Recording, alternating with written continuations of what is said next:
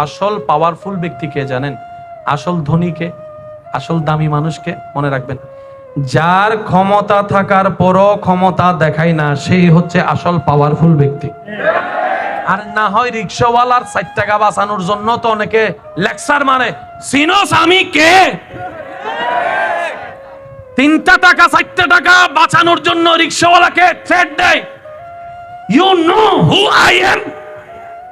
সিনোস বেটা আমি কে? কার সাথে কথা বলস?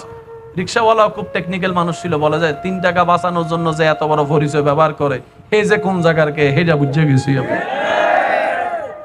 ক্ষমতাবান ব্যক্তিকে, যার ক্ষমতা আছে কিন্তু ক্ষমতা দেখায় না, পাওয়ার আছে, পাওয়ার দিয়ে মানুষকে দাবায় না, এ হচ্ছে সবচাইতে বড় ক্ষমতাবানের ব্যক্তি দুনিয়ার মধ্যে। আসল ক্ষমতাবান ওদেরকে বলা হয়। আর যার ক্ষমতা নাই, 10 ডিগ্রি দেখায় 100 ডিগ্রি, এ হচ্ছে ক্ষমতাবান না, এ হচ্ছে দেখানেওয়ালা বাটপার। কথা বলেন ঠিক কিনা? আমরা দেখেন কতটুক বোকা হলে নিজের পায়ে নিজে কুড়াল মারি। কিভাবে? আমরা অন্যের দোষ খুঁজতে খুঁজতে নিজের দোষের জন্য তওবা করতেই মনে নাই। একটু জোরে বলেন না রে ভাই। আমরা অন্যের দোষের ক্ষেত্রে দূরবীন লাগাই, এমন ভাবে জাসুসি করি, সিআইডি অফিসারের মতো কাজ করি, নিজের যে গুনার পাহাড় জমে আছে, যেটার জন্য তওবা করা দরকার ছিল, তাহলে ওর দোষ ধরেও লাভ হলো না, নিজের তওবা না করেও লাভ হলো না। তাহলে দুনো দিকেই আপনি আমি লসের মধ্যে আছি। আর লসওয়ালা বোকা কখনো আল্লাহর বান্দা হতে পারে না। কারণ আল্লাহর বান্দারা সবসময় বেনিফিটে থাকে, লাভে থাকে, ওরা কখনো লসে থাকে না। সেজন্য এইসব বিষয়গুলোকে একটু ঠান্ডা মাথায় মনোযোগ দিয়ে পরিবর্তনের আমরা যদি চেষ্টা করি, আমাদের অনেক অগোছানো পথ দেখবেন যে আল্লাহ দয়া করে নিজেই গোছাই দিবেন, বলি সুবহানাল্লাহ। তাহলে আমাকে বলুন, কোরআন যাদের এখানে আছে, এরকম অনেক মানুষও তো খারাপ কাজে দেখা যায়, ব্যাপারটা কি? নিশ্চয় কোন একটা জায়গায় প্যাঁচ। বলেন না রে ভাই। আপনারা এখন যেখানে বসে আছেন, সব দিকে কোটি টাকার গাড়ি, এগুলো এক একটার দাম অনেক অনেক দাম। এখানে অনেক আমার বাসওয়ালা ভাই আছেন না, একটা ছোট্ট অনুরোধ করব, রাখবেন, যখন আপনারা বাসে বসবেন, আমাদের মতো ছোট গাড়িগুলাকে একটু দেখেন। ছোট ছোট রিক্সা চলে, সাইকেল চলে, আপনার মতো এত দানব গাড়ি, আপনি যখন বসবেন স্বাভাবিক আপনাকে ছোট গাড়িগুলো নজর লাগবেন, এটা আপনার জায়গায় ঠিক আছে। কিন্তু আপনি যখন বলবেন যে আল্লাহর বান্দারা যাচ্ছে, আরেকটা জিনিস, আল্লাহর ওয়াস্তে আপনাদের হয়তো অনেক নিয়ম আছে, এগুলো আমরা জানি না, তবে আপনার গাড়িতে যখন যাত্রীরা উঠে, আমি প্রত্যেকটা ড্রাইভার ভাইদেরকে শ্রদ্ধা করে বলছি, যারা লোকাল পাবলিক সার্ভিস দিচ্ছেন, আপনারা, আপনার গাড়িতে যতগুলা মানুষ উঠছে সবাই আপনার আমানত। উনি গন্তব্যে যাওয়ার জন্য এতগুলা বাসের মধ্যে আপনার গাড়ি নিয়েছেন, ওনার পছন্দ হয়েছে নিয়েছেন, কিন্তু আপনি গন্তব্যে পৌঁছাইতে গিয়ে যদি কবরস্থানে পৌঁছাই দেন, আপনি আপনার আরেকটা বাসওয়ালা ভাইয়ের সাথে আপনি হয়তো প্রতিযোগিতা করছেন, এটা আপনার সেই যোগ্যতা, আপনার সেই কন্ট্রোল পাওয়ার আছে, আমি মানলাম, কিন্তু ওই বাসের মধ্যে একজন যদি হার্ট অ্যাটাকের রোগী থাকে,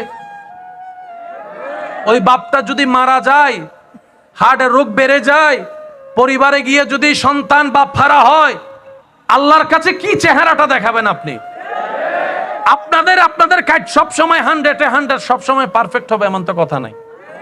তো প্রতিযোগিতা কইরেন না আল্লাহর ওয়াস্তে, কারণ যাত্রীগুলা সবগুলো আপনার আমানত। যেমন কোন মা যদি বাচ্চাকে গাড়িতে তোলে, আপনাকে দেখলে কি বলবে? ভাই, আমার সন্তানকে তোমার গাড়িতে দিছি, একটু সুন্দর করে পৌঁছায় দিও। তার মানে আমানত দিয়েছে। আর আমানত সুন্দরভাবে পৌঁছায় দেওয়া আপনার আমার কর্তব্য, যারা চালকের দায়িত্বে আছেন। কথা বলেন ঠিক কিনা? আমি অনুরোধ করব আল্লাহর ওয়াস্তে, ভিউ বাড়ানোর জন্য যে ফেসবুকে, ইউটিউবে এখন বাসের যে ভিডিওগুলো দেওয়া হচ্ছে, এগুলোর কারণে অনেক যাত্রী হার্ট অ্যাটাকের শিকারও হচ্ছে, আবার অনেকে নিজের জানের অনিরাপত্তা অনুভব করছে। আল্লাহর ওয়াস্তে এই কাজ করেন না। আপনি আপনার কোম্পানির নিয়ম অনুযায়ী আপনি আপনার জায়গায় চলুন।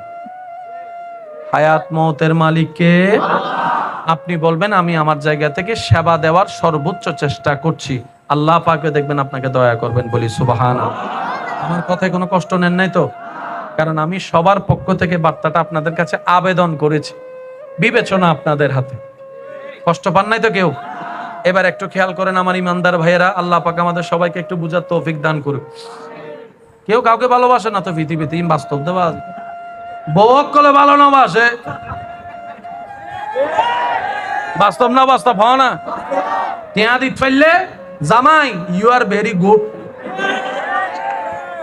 আর যদি বাজারত তো স্বর্ণ কিনে দিন না ভারো পুরা হইলে তোর নাম জামাই এনে ভাইলাম, ঠিক না? টিয়া দিত পাইলে মা বাবা হতো ও মার হইল যে টুর আইসি আইসি আইসি।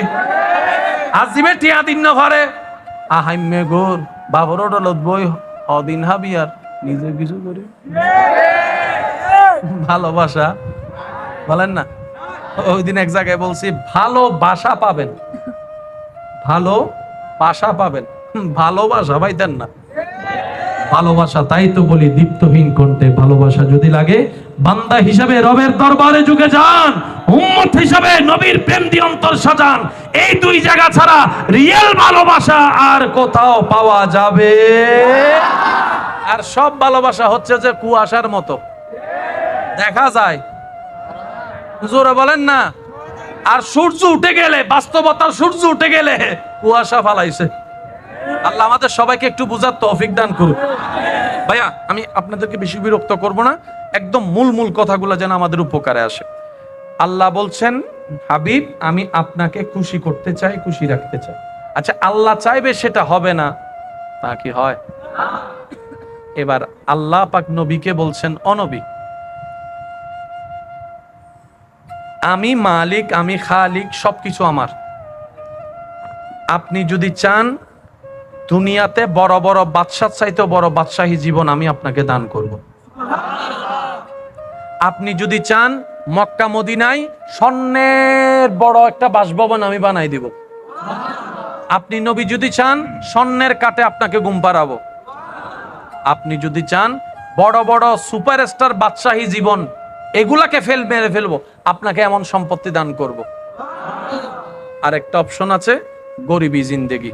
নবী বলে যে আল্লাহ আমাকে গরিবী জিন্দেগি দাও। আমি সুবহানাল্লাহ শুনি না ভাইয়া, আবারও বলছি মিলিয়ে নিবেন, মিললে নিবেন, না মিললে নেওয়ার দরকার নেই। নবী বলছে আল্লাহ আমাকে গরিবী জিন্দেগি দাও।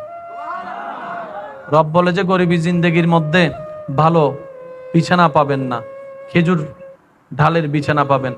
নবী বলে আমি সেটা আপন করে নিতে রাজি আছি। সুবহানাল্লাহ। আল্লাহ পাক বলে গরিবী জিন্দেগিতে আপনি অনেক সময় 2 বেলা 3 বেলা উপবাস থাকতে হবে। নবী বলে যে আমি রাজি আছি, ইয়া রাব্বাল আলামিন রাজি আছি।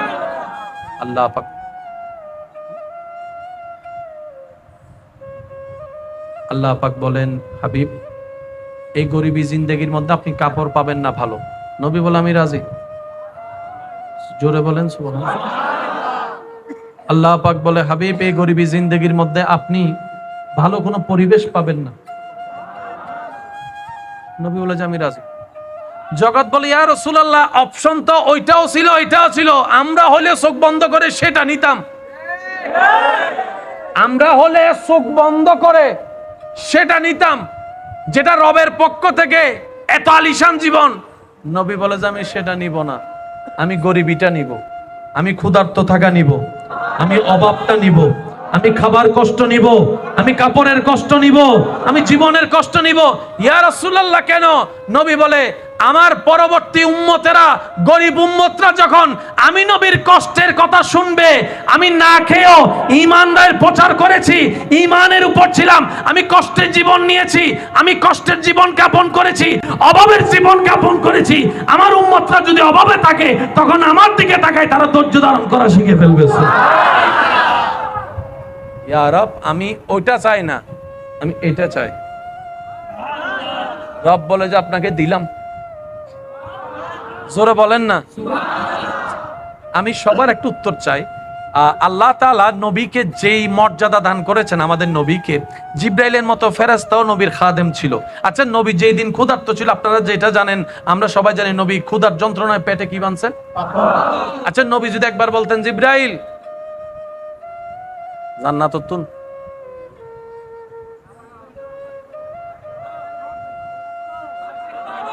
শুনি না একটু বলেন। জিবরাইল যদি আল্লাহ নবী যদি বলতেন আল্লাহ জিবরাইলকে দিয়ে একটু জান্নাত থেকে, সুযোগ ছিল, নেয় নাই। এখান থেকে একটা সূত্র মনে রাখবেন, আসল পাওয়ারফুল ব্যক্তিকে জানেন, আসল ধনীকে, আসল দামি মানুষকে মনে রাখবেন। যার ক্ষমতা থাকার পরও ক্ষমতা দেখায় না, সেই হচ্ছে আসল পাওয়ারফুল ব্যক্তি। আর না হয় রিক্সাওয়ালার 4 টাকা বাঁচানোর জন্য তো অনেকে লেকচার মানে, সিনোস আমি কে? 3টা টাকা 4টা টাকা বাঁচানোর জন্য রিক্সাওয়ালাকে থ্রেট দেয়, you know who I am? সিনোস বেটা আমি কে? কার সাথে কথা বলস? রিক্সাওয়ালা খুব টেকনিক্যাল মানুষ ছিল, বলে যায় 3 টাকা বাঁচানোর জন্য যে এত বড় পরিচয় ব্যবহার করে, এই যে কোন জায়গার কে, হেটা বুঝে গেছি আমি। ক্ষমতাবান ব্যক্তিকে, যার ক্ষমতা আছে কিন্তু ক্ষমতা দেখায় না, পাওয়ার আছে, পাওয়ার দিয়ে মানুষকে দাবায় না, এ হচ্ছে সবচাইতে বড় ক্ষমতাবানের ব্যক্তি দুনিয়ার মধ্যে। আসল ক্ষমতাবান ওদেরকে বলা হয়। আর যার ক্ষমতা নাই 10 ডিগ্রি দেখায় 100 ডিগ্রি, এ হচ্ছে ক্ষমতাবান না, এ হচ্ছে দেখানেওয়ালা বাটফার। কথা বলেন ঠিক কিনা? আল্লাহ তাআলা আমাদের নবীকে এমন সুযোগ ফ্যাসিলিটি দান করেছেন, ইন্না আতাইনা কাল কাউসারের চাবি আল্লাহ নবীকে দান করেছেন। সুবহানাল্লাহ। ওয়া মা আরসালনাকা ইল্লা রাহমাতাল লিল আলামিনের চাদর, রহমতের চাদর আল্লাহ আপনার আমার নবীকে দান করেছেন। সুবহানাল্লাহ।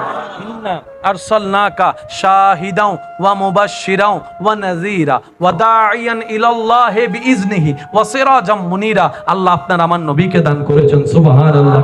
আর রহমান আল্লামাল কোরআনের নিয়ামত আল্লাহ আপনার আমার নবীকে দান করেছেন। ওয়ালা সাউফা ইউতিকা রাব্বুকা ফাতারদা, আল্লাহ আপনার আমার নবীকে দান করেছেন। ওয়ালাল আখিরাতু খায়রুল লাকা মিনাল উলা, আল্লাহর কাউকে দেয় নাই, আপনার আমার নবীকে দান করেছেন। এত কিছু থাকার পরও নবী পেটে জান্নাত থেকে খাবার চাইলে দিতেন, নবী চানই নাই। ইয়া রাসূলুল্লাহ আপনি চান না? নবী বলে যে আমি চাইবো না, আমি জমা রাখলাম, আমি জমা রাখলাম। কেন জমা রাখলেন? আমি এখন নিব না, হাসরের ময়দানে আল্লাহর কাছ থেকে এই নিয়ামতের বিনিময়ে বলবো, আল্লাহ তুমি দোয়া করার অনুমতি দিয়েছো, আমি দোয়া জমা রেখেছি। তুমি নিয়ামত ব্যবহার করার অনুমতি দিয়েছো, আমি জমা রেখেছি। সব কিছু জমা রেখেছি, আজকে হাসরের ময়দানে তোমার দরবারে ফরিয়াদ করছি, এগুলো সব কিছুর বিনিময়ে আমার গুনাহগার জাহান্নামী উম্মতকে জান্নাতে দান করো। ও উম্মত, রাসূল বলে ও উম্মত, আমি খাই নাই তোদের জন্য, আমি পেটে পাথর বেঁধেছি তোদের জন্য, আমি কষ্ট আপন করেছি তোদের জন্য, আমি তায়েফের ময়দানে আঘাতের শিকার হয়েছি, যাতে কিয়ামত পর্যন্ত তোরা ঈমান ইজ্জতের সাথে মাথা উঁচু করে দাঁড়াই থাকতে পারো। 2 হাত তুলে দেখাই, বলো ঠিক কিনা? আল্লাহু আকবার।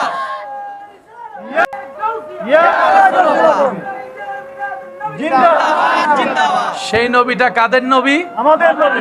এই জোরে বলেন না, শেষ ভালো যার সব ভালো তার, জোরে বলেন সেই নবীটা কাদের নবী? সেই নবীটা কাদের নবী? আমি সবার মনোযোগ চাচ্ছি। আল্লাহ বলে যে নবী আমি আপনাকে খুশি করব। এবার আপনার কি মনে হয় আল্লাহ যারা খুশি করতে চায়? আমরা খুশি করতে চাইলে পারি, অনেক সময় পারি না। আল্লাহটা কি পারি না বলে কোনো শব্দ আছে? কমতি বলে কোনো শব্দ আছে? জেদ জবরের 19-20 কোনো শব্দ আছে? এবার আয়াতটা খেয়াল করেন মাদ্রাসার ভাইরা, ওয়ালা সাউফা ইউতিকা রাব্বুকা। সুবহানাল্লাহ। নাও ভাই, ইউতিকা রাব্বুকা ফাতারদা। এবার একটু আশেক হিসেবে শুনেন, আমি আল্লাহ আপনি নবীকে ততক্ষণ দিতে থাকব যতক্ষণ আপনি খুশি না হন, যতক্ষণ খুশি না হন, যতক্ষণ খুশি না হন। সুবহানাল্লাহ। ওয়ালা সাউফা ইউতিকা রাব্বুকা ফাতারদা, আমি আল্লাহ আপনি নবীকে ততক্ষণ দিতে থাকব যতক্ষণ আপনি রাজি না হন, যতক্ষণ আপনি সন্তুষ্টি না হন। আপনি যতক্ষণ সন্তুষ্টি না হবেন ততক্ষণ আমি দিতে থাকব। যতক্ষণ, এক কথায় আমাদের আঞ্চলিক ভাষায় বুঝলে এতটুকু বোঝা যায়, হে নবী যতক্ষণ আপনি বলবেন না বাস,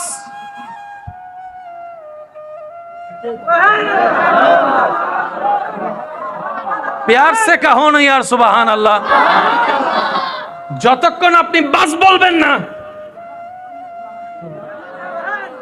নিয়ামত চলতে থাকবে, রহমত চলতে থাকবে, অনুমতি চলতে থাকবে, মাগফিরাত চলতে থাকবে, জাহান্নামী জান্নাতি হতেই থাকবে, হতেই থাকবে। দেখেন কতটুক বোকা হলে নিজের পায়ে নিজে কোড়াল মারি। কিভাবে? আমরা অন্যের দোষ খুঁজতে খুঁজতে নিজের দোষের জন্য তওবা করতে মনে নাই। একটু জোরে বলেন না রে ভাই। আমরা অন্যের দোষের ক্ষেত্রে দূরবীন লাগাই, এমন ভাবে জাসুসি করি, সিআইডি অফিসারের মতো কাজ করি, নিজের যে গুনার পাহাড় জমে আছে যেটার জন্য তওবা করা দরকার ছিল, তাহলে ওর দোষ ধরেও লাভ হলো না, নিজের তওবা না করেও লাভ হলো না। তাহলে দুনো দিকেই আপনি আমি লসের মধ্যে আছি। আর লসওয়ালা বোকা কখনো আল্লাহর বান্দা হতে পারে না। কারণ আল্লাহর বান্দারা সবসময় বেনিফিটে থাকে, লাভে থাকে, ওরা কখনো লসে থাকে না। সেজন্য এইসব বিষয়গুলোকে একটু ঠান্ডা মাথায় মনোযোগ দিয়ে পরিবর্তনের আমরা যদি চেষ্টা করি, আমাদের অনেক অগোছানো পথ দেখবেন যে আল্লাহ দয়া করে নিজেই গোছাই দিবেন, বলি সুবহানাল্লাহ। আবার বলছি, শিক্ষিত সমাজের ভাইয়েরা প্রত্যেকটা শব্দ নোট করবেন, নিবেন কি নিবেন না আপনার ব্যক্তিগত ব্যাপার, তবে অনুরোধ করব নিরপেক্ষ বিচারক হয়ে বিবেচনা করে দেখবেন প্রতিটি কথা। মনের মতো হলে নিবেন, না হলে নেওয়ার দরকার। পৃথিবীর শ্রেষ্ঠ কিতাবের নাম কি? জোরে বলেন, আরো জোরে। এই কোরআন নিয়ে কারো কোনো দ্বিমত? কোরআন আমরা কম বেশি সবাই পড়তে জানি কি জানি না? অংশে কম হলো মোটামুটি অনেকেই সহিভাবে পড়তে জানি কি জানি না? কোরআন পড়লে সওয়াব আছে না নাই? একদম পিছন পর্যন্ত আওয়াজ লাগবে। কোরআন পড়লে সওয়াব আছে না নাই? কোরআন পড়লে গুনাহ মাফ হয় কি হয় না? কোরআন পড়লে অশান্ত মনে শান্তি আসে কি আসে না? কোরআন পড়লে অন্তরে নূর আসে কি আসে না? কোরআন পড়লে জীবন পরিবর্তন হয় কি হয় না? তাহলে আমাকে বলুন, কোরআন যাদের এখানে আছে এরকম অনেক মানুষও তো খারাপ কাজে দেখা যায়।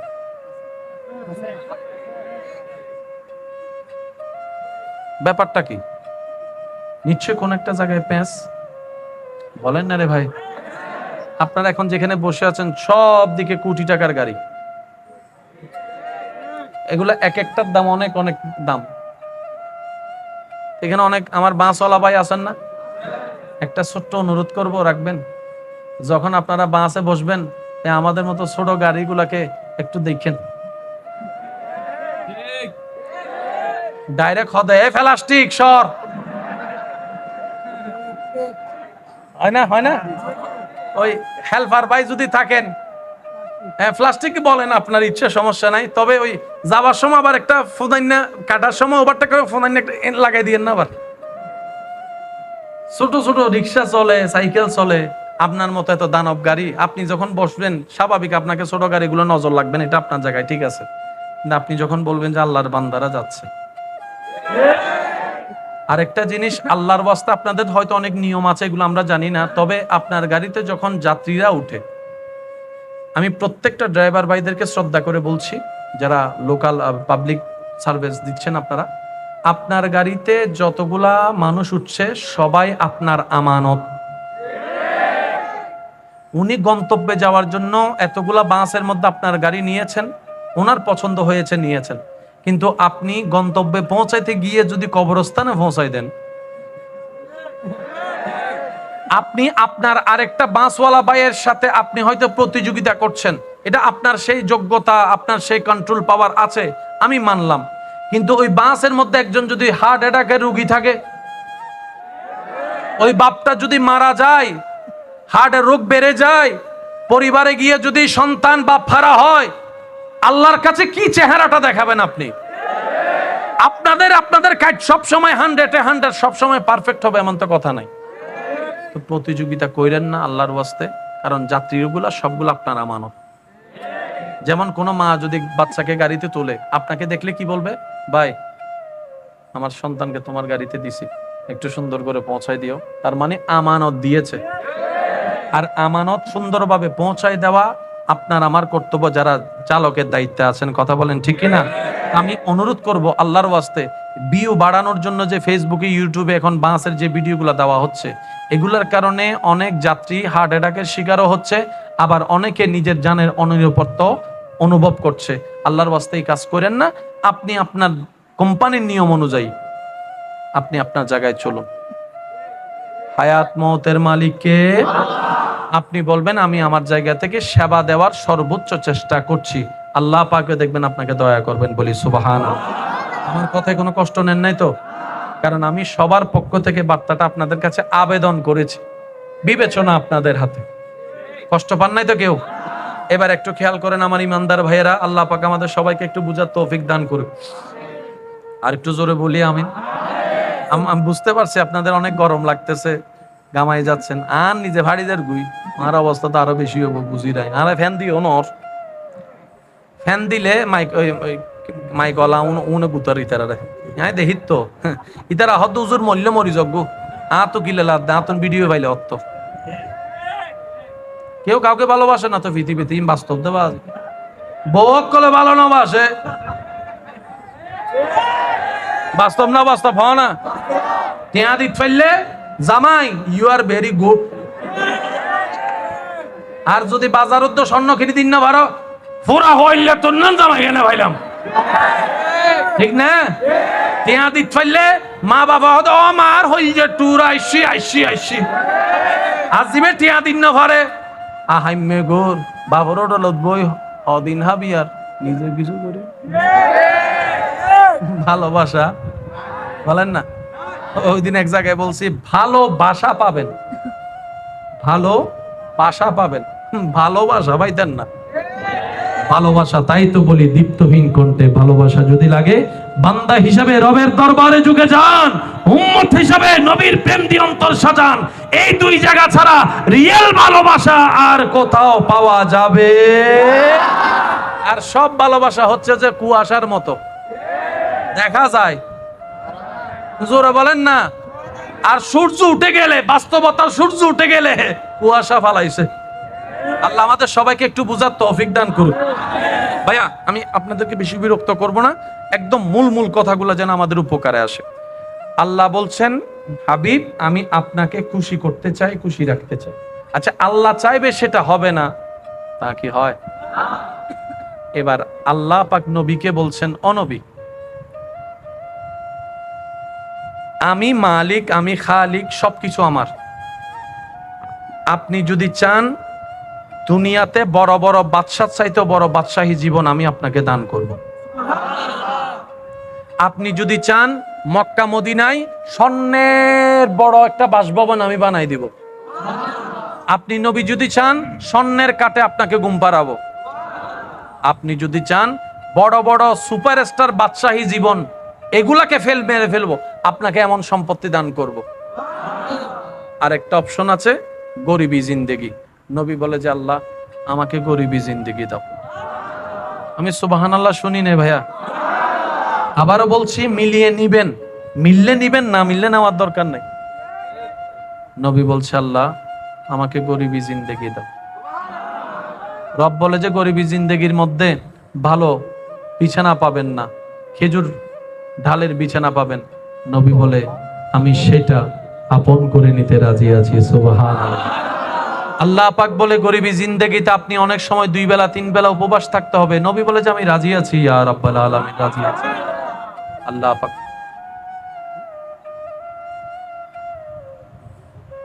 আল্লাহ পাক বলেন হাবিব এই গরিবী জিন্দেগির মধ্যে আপনি কাপড় পাবেন না ভালো। নবী বলে আমি রাজি। জোরে বলেন সুবহানাল্লাহ। আল্লাহ পাক বলে হাবিব এই গরিবী জিন্দেগির মধ্যে আপনি ভালো কোনো পরিবেশ পাবেন না। নবী বলে যে আমি রাজি। জগৎ বলে ইয়া রাসূলুল্লাহ অপশন তো ওইটাও ছিল এটাও ছিল, আমরা হলে চোখ বন্ধ করে সেটা নিতাম। আমরা হলে চোখ বন্ধ করে সেটা নিতাম যেটা রবের পক্ষ থেকে এত আলিশান জীবন। নবী বলে যে আমি সেটা নিব না, আমি গরিবীটা নিব, আমি ক্ষুধার্ত থাকা নিব, আমি অভাবটা নিব, আমি খাবার কষ্ট নিব, আমি কাপড়ের কষ্ট নিব, আমি জীবনের কষ্ট নিব। ইয়া রাসূলুল্লাহ কেন? নবী বলে আমার পরবর্তী উম্মতেরা, গরিব উম্মতরা যখন আমি নবীর কষ্টের কথা শুনবে, আমি না খেয়েও ঈমানের প্রচার করেছি, ঈমানের উপর ছিলাম, আমি কষ্টের জীবন নিয়েছি, আমি কষ্টের জীবন যাপন করেছি, অভাবের জীবন যাপন করেছি, আমার উম্মতরা যদি অভাবে থাকে তখন আমার দিকে তাকায়, তারা ধৈর্য ধারণ করা শিখে ফেলবে। ইয়া রব, আমি ওইটা চাই না, আমি এটা চাই। রব বলে যে আপনাকে দিলাম, জোরে বলেন না। আমি সবার একটা উত্তর চাই। আল্লাহ তাআলা নবীকে যেই মর্যাদা দান করেছেন, আমাদের নবীকে জিব্রাইলের মতো ফেরেশতাও নবীর খাদেম ছিল। আচ্ছা, নবী যেই দিন ক্ষুধার্ত ছিল, আপনারা যেটা জানেন, আমরা সবাই জানি, নবী ক্ষুধার যন্ত্রণায় পেটে কি বানছে? আচ্ছা, নবী যদি একবার বলতেন, জিব্রাইল জান্নাত তুল,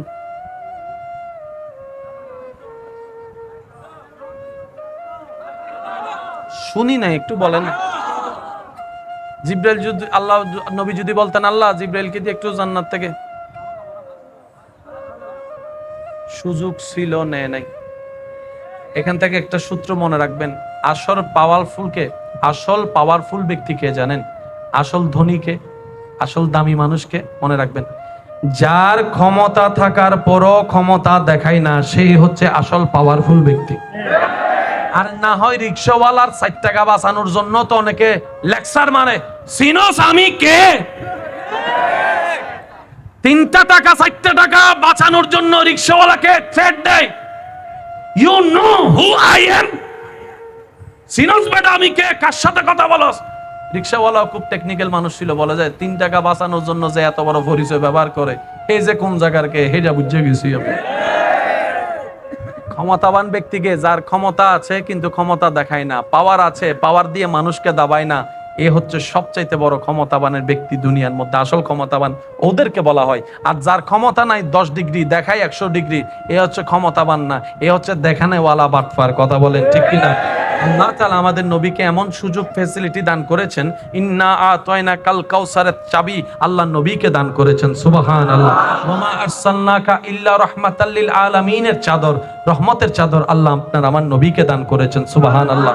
ইন্না আরসালনাকা শাহিদাও ওয়া মুবাশশিরাও ওয়া নাযীরা ওয়া দাঈয়ান ইলাল্লাহি বিইজনিহি ওয়া সিরাজাম মুনীরা, আল্লাহ আপনার আমার নবীকে দান করেছেন। সুবহানাল্লাহ। আর রহমান আল্লামাল কোরআনের নিয়ামত আল্লাহ আপনার আমার নবীকে দান করেছেন। ওয়ালা সাউফা ইউতিকা রাব্বুকা ফাতারদা, আল্লাহ আপনার আমার নবীকে দান করেছেন। ওয়ালাল আখিরাতু খায়রুল লাকা মিনাল উলা, আল্লাহর কাউকে দেয় নাই, আপনার আমার নবীকে দান করেছেন। এত কিছু থাকার পরও নবী পেটে জান্নাত থেকে খাবার চাইলে দিতেন, নবী চানই নাই। ইয়া রাসূলুল্লাহ আপনি চান না? নবী বলে যে আমি চাইবো না, আমি জমা রাখলাম। কেন জমা রাখলেন? আমি এখন নিব না, হাসরের ময়দানে আল্লাহর কাছ থেকে এই নিয়ামতের বিনিময়ে বলবো, আল্লাহ তুমি দোয়া করার অনুমতি দিয়েছো, আমি দোয়া জমা রেখেছি, তুমি নিয়ামত ব্যবহার করার অনুমতি দিয়েছো, আমি জমা রেখেছি, সব কিছু জমা রেখেছি, আজকে হাসরের ময়দানে তোমার দরবারে ফরিয়াদ করছি, এগুলো সব কিছুর বিনিময়ে আমার গুনাহগার জাহান্নামী উম্মতকে জান্নাতে দান করো। ও উম্মত, রাসূল বলে, ও উম্মত, আমি খাই নাই তোদের জন্য, আমি পেটে পাথর বেঁধেছি তোদের জন্য, আমি কষ্ট আপন করেছি তোদের জন্য, আমি তায়েফের ময়দানে আঘাতের শিকার হয়েছি, যাতে কিয়ামত পর্যন্ত তোরা ঈমান ইজ্জতের সাথে মাথা উঁচু করে দাঁড়াই থাকতে পারো। 2 হাত তুলে দেখাই, বলো ঠিক কিনা? আল্লাহু আকবার।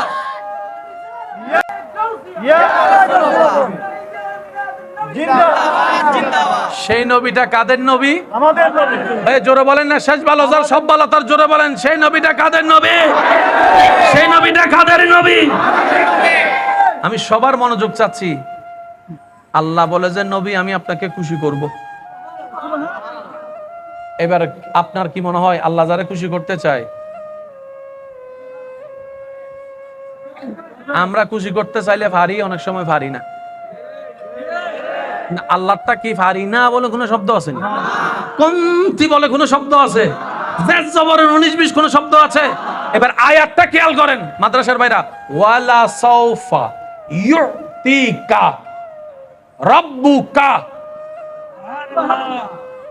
সুবহানাল্লাহ, নাও ভাই, ইউতিকা রাব্বুকা ফাতারদা। এবার একটু আশেক হিসেবে শুনেন, আমি আল্লাহ আপনি নবীকে ততক্ষণ দিতে থাকব যতক্ষণ আপনি খুশি না হন, যতক্ষণ খুশি না হন, যতক্ষণ খুশি না হন। সুবহানাল্লাহ। ওয়ালা সাউফা ইউতিকা রাব্বুকা ফাতারদা, আমি আল্লাহ আপনি নবীকে ততক্ষণ দিতে থাকব যতক্ষণ আপনি রাজি না হন, যতক্ষণ আপনি সন্তুষ্টি না হন। আপনি যতক্ষণ সন্তুষ্টি না হবেন ততক্ষণ আমি দিতে থাকব, যতক্ষণ, এক কথায় আমাদের আঞ্চলিক ভাষায় বুঝলে এতটুকু বোঝা যায়, হে নবী যতক্ষণ আপনি বলবেন না বাস,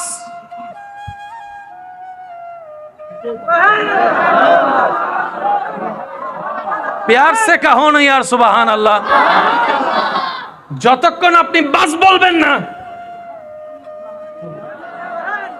নিয়ামত চলতে থাকবে, রহমত চলতে থাকবে, অনুমতি চলতে থাকবে, মাগফিরাত চলতে থাকবে, জাহান্নামী জান্নাতি হতেই থাকবে, হতেই থাকবে।